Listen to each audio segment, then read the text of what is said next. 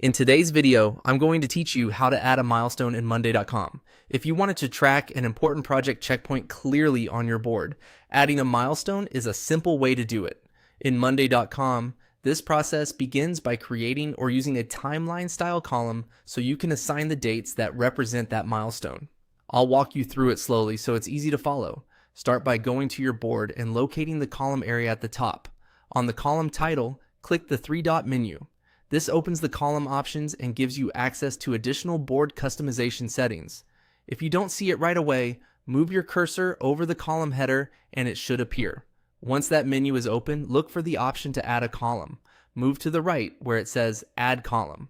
This is where Monday.com lets you insert a new type of column into your board, depending on what you want to track. Since milestones are tied to dates, the next thing you'll choose is the timeline option. Click on Timeline. This adds a timeline-based field that allows you to define a span of time for the item you're working on. Even if you're only marking a milestone, this is the column type used in this workflow, and it helps display the timing visually on your board. After that, click Set Dates. This is the point where you define when the milestone should occur.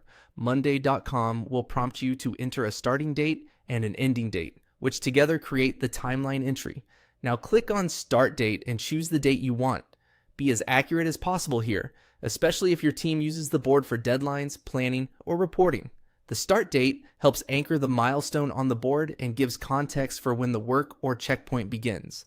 Next, click on End Date and set that date as well. This completes the timeline entry. Depending on how your team tracks milestones, the end date may represent the completion point or the final deadline associated with that milestone. If you want the milestone to appear very specific and compact on the timeline, make sure the dates reflect exactly what you need. Once both dates are entered, your milestone is effectively in place within the timeline column. That makes it easier to visualize key deadlines and keep your board organized.